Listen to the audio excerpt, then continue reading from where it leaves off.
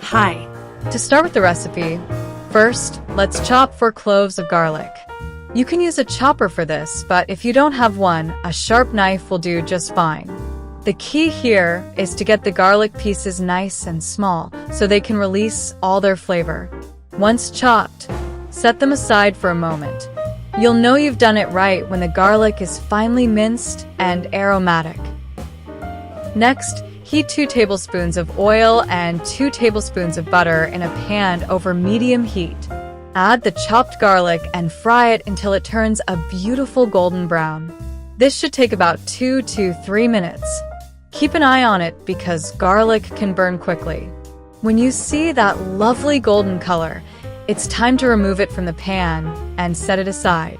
This step is crucial because burnt garlic can taste bitter. By the way, since many of you ask about this non-stick frying pan that I use after trying several, I found one that really makes a difference. I'll leave a link in the video description in case you're interested. Now, in the same pan, add the 1 pound of thinly sliced beef. Cook it in the remaining oil and butter until it's nicely browned. This should take about 5 to 7 minutes. You'll know it's ready when the beef is no longer pink and has a nice sear on the outside. This browning process adds a lot of flavor, so don't rush it.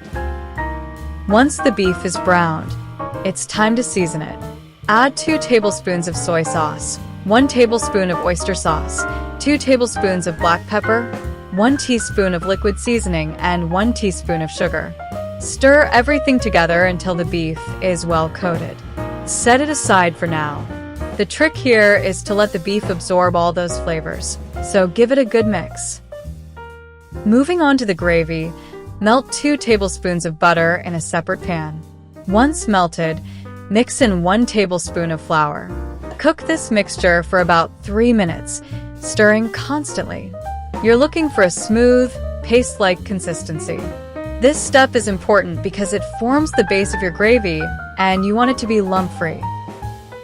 Gradually add 1 cup of water to the flour mixture, stirring continuously. This will help you achieve the desired gravy consistency. If it's too thick, add a bit more water.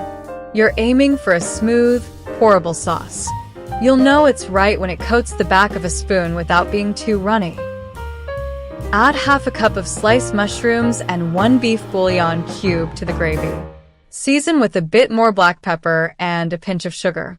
Let it simmer for about 5 minutes, or until the mushrooms are tender. You'll know it's ready when the mushrooms are soft and the gravy has a rich, savory aroma. Now, combine the cooked beef with the gravy. Stir everything together until the beef is well coated in the sauce. Let it simmer for another 2 to 3 minutes to allow the flavors to meld together. You'll know it's perfect when the beef is tender and the sauce is thick and glossy. Finally, serve your garlic pepper beef immediately. The beef should be tender, and the sauce should be rich and flavorful. Enjoy this dish with some steamed rice or your favorite side. The aroma and taste will surely make this a favorite in your kitchen. And that's how you make this delicious recipe.